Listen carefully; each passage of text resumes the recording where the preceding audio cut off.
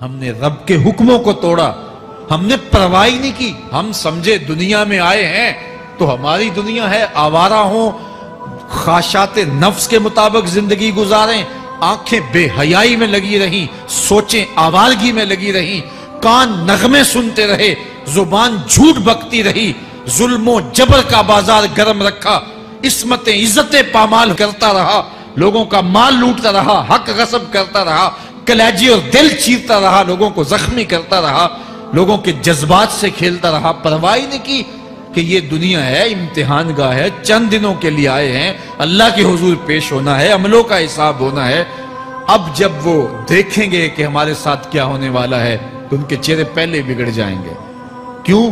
وہ گمان کریں گے کہ ان کی ریڑھ کی ہڈی توڑ دی جائے گی، ایسے عذاب آئیں گے جس طرح کسی کی ریڑھ کی ہڈی ٹوٹ جائے تو اس کا چہرہ شگفتہ گلاب تو نہیں ہوتا، اس کا چہرہ جو ہے وہ تو کس قدر مرجھایا ہوا ہوتا ہے۔ تو اللہ ارشاد فرماتا ہے اس طرح ان کے چہرے ہوں گے۔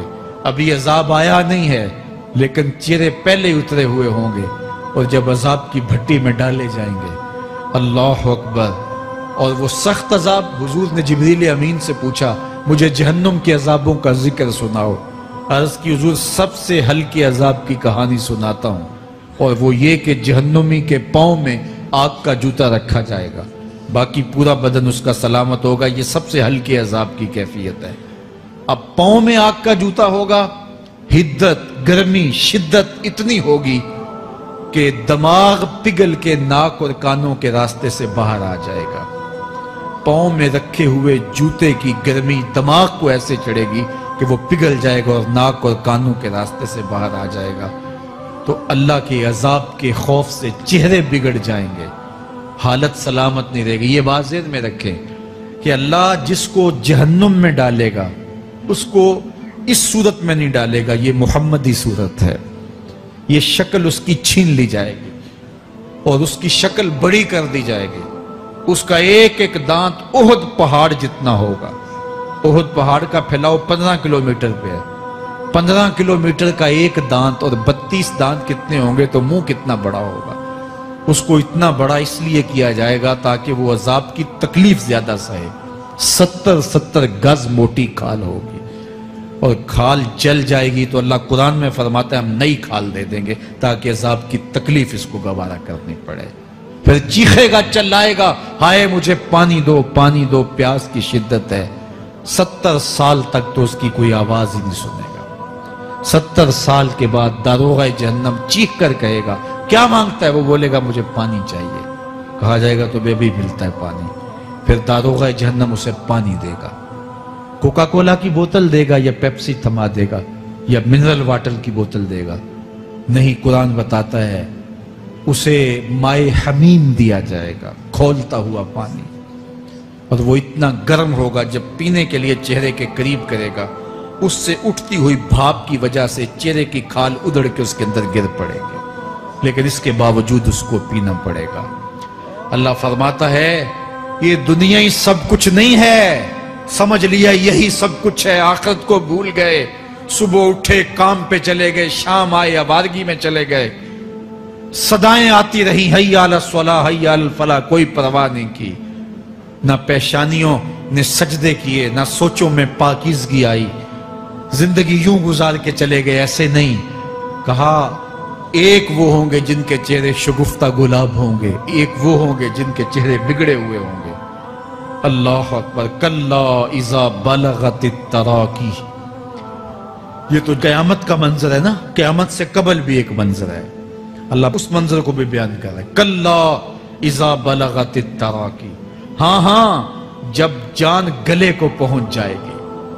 اے انسان تیرے اوپر وہ گھڑی بھی آنے والی ہے، وہ وقت بھی آنے والا ہے جب سانس اس ہنسلی میں اٹک جائے گا، جب سینے سے بھی سانس اوپر چلی گئی، اب ڈاکٹر بھی لا علاج قرار دے رہے ہیں کہ اب علاج نہیں رہا ہے، جان بس اب نکلنا چاہ رہی ہے، اور کہا جائے گا کوئی جھاڑ پھونک والا بلاؤ، اب ڈاکٹروں نے تو جواب دے دیا، اب سانس اٹک گئی گلے میں، چند لمحوں کی مہمان ہے، اب ڈاکٹروں نے کہا اب ہماری جانب سے لا علاج ہو گیا، اب لے جاؤ اس کو گھر، یا وینٹیلیٹر پہ ڈال دیتے ہیں اس کو، بس اب ہماری جانب سے کوئی اس کا علاج نہیں ہے۔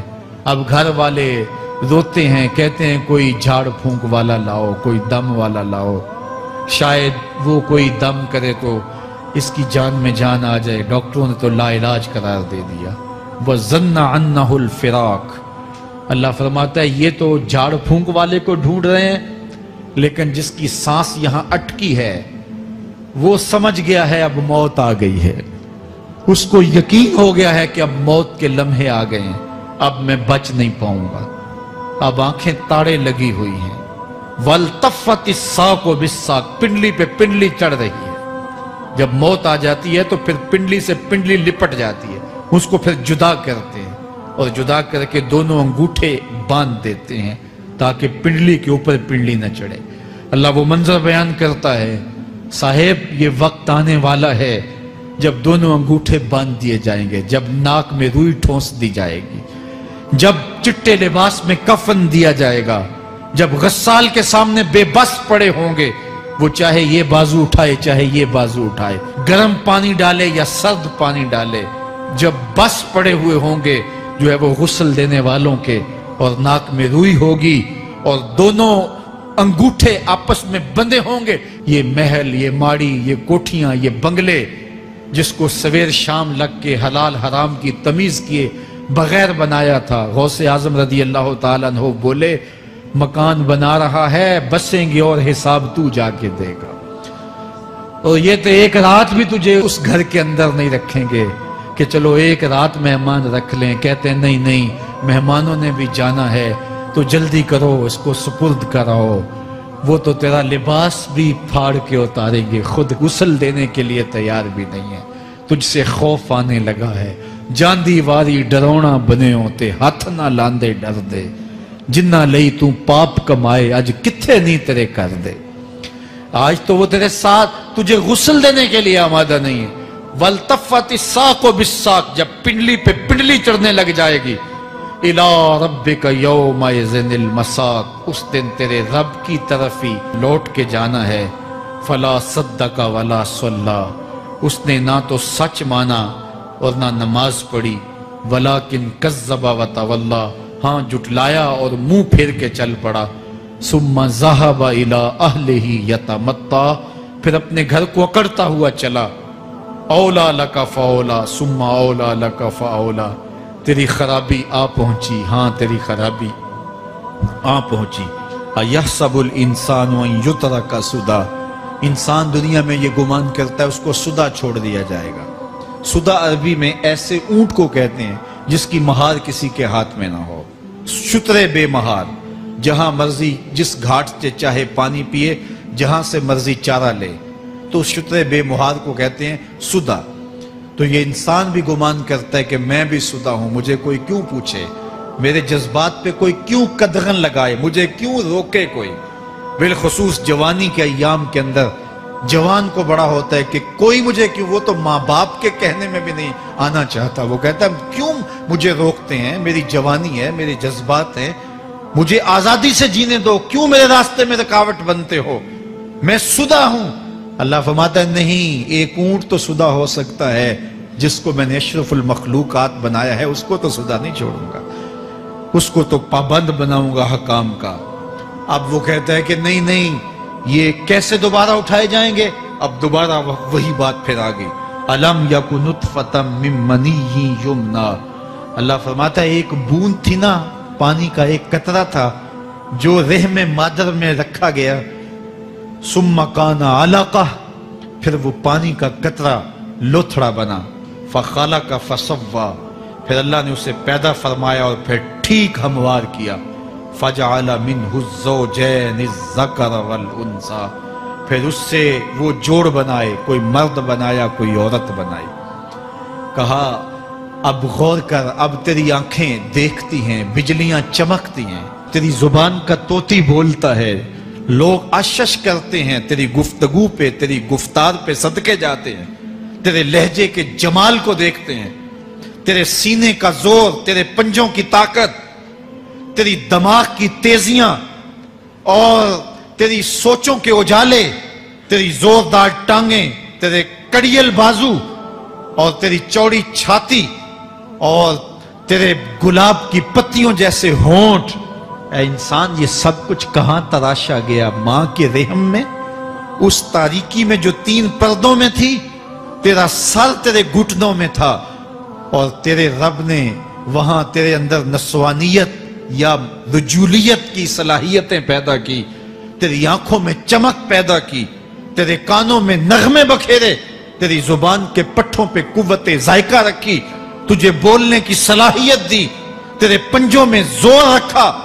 آج تو مفتی شہر ہے، آج تو علامۃ الدہر ہے، آج تو قاضی القضات ہے، آج تو منسٹر ہے، آج تو وزیر اعظم ہے، آج تو پہلوان ہے، آج تو شہزادہ ہے، آج تو بادشاہ ہے، آج تو زوراور ہے، آج تیری طاقت کے کیا کہنے؟ آج شیروں کو تو نچا لیتا ہے، ہاتھیوں کو تو بٹھا لیتا ہے، آج تو بڑا زوراور گھڑ سوار ہے، آج تیری طاقت کے کیا کہنے؟ تو کشتی کرتا ہے، زمانہ دیکھنے آتا ہے، آج تیری طاقت کے شوہرے ہیں، تیری عظمت کے تنتنے ہیں، لیکن انسان تو ایک ناپاک قطرہ تھا اور رحم مادر میں تھا۔ تیرے اندر یہ رنگ کس نے بھرے؟ تیرے کانوں میں نغمے کس نے رکھے؟ تجھے دماغ کی قوتیں کس نے دی؟ زبان کو بولنا کس نے سکھایا؟ آنکھوں میں توانائیاں کس نے رکھی؟ تیری زبان کا طوطی بولتا ہے، یہ سلیقے کس نے دیے؟ پھر اللہ فرمایا، کتنا زوردار بیان ہے، الیس ذالک بقادر علی ان یحیی الموتى، جو ماں کے پیٹ میں ایک نطفے کو ایک خوبصورت انسان بنا سکتا ہے، ہڈیوں کو جوڑ کے دوبارہ انسان نہیں بنا سکتا؟ کیا وہ دوبارہ تجھے کھڑا نہیں کر سکتا اپنے سامنے پیش ہونے کے لیے، جس کے حکموں کو تو نے توڑا ہے، جس کے فرامین کا تو نے مذاق اڑایا ہے؟ کیا وہ اتنا ہی بے بس ہے کہ اپنے حضور تجھے جو ہے وہ کھڑا ہی نہیں کر سکتا ہے؟ جس رب نے تجھے ماں کے شکم میں شکل دی، حضرت شیخ فرید الدین عطار بولتے ہیں، سانے کستی سلاتی می شود، ایسا کاریگر ہے مٹی سے بادشاہ بنا ڈالتا ہے۔ اس نے مٹی سے دارا و سکندر بنائے، اس نے مٹی سے جو ہے وہ رستم و سہراب بنائے، اس نے مٹی سے کیا کیا بنا دیا، جو مٹی سے بادشاہ بنا سکتا ہے، جو نطفہ رحم مادر سے جو ہے وہ شکل اور صورت اور رنگ اور جمال بنا دیتا ہے۔ تیری صورت نکھرتی ہے، تیرے ہونٹ گلابی ہیں، اور تیری نرگسی آنکھیں ہیں، تیرے ریشمی بال ہیں، اور تیری خوبصورت رنگت ہے، تو چال چلتا ہے تو لگتا ہے قیامت چل رہی ہے، تیرا قد رانا جو ہے وہ صنوبر کو شرماتا ہے، تیری گفتار کے تنتنے ہیں۔ جس نے اتنی خوبصورت شکل ماں کے رحم میں بنائی، کیا وہ ہڈیوں کو جوڑ کے دوبارہ انسان نہیں بنا سکتا؟ وہ دوبارہ انسان بنائے گا اور پھر تجھے اپنے حضور کھڑا کرے گا۔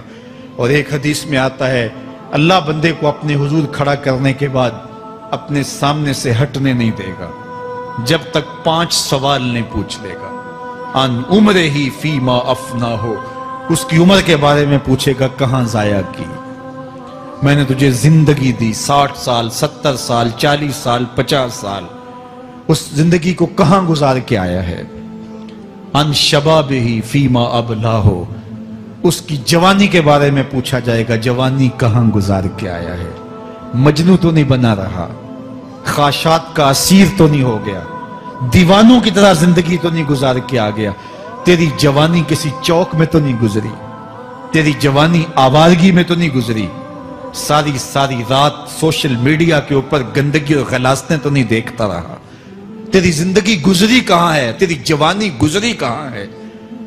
اگر کوئی جواب نہ ہوا تو پھر کیا جواب دے گا؟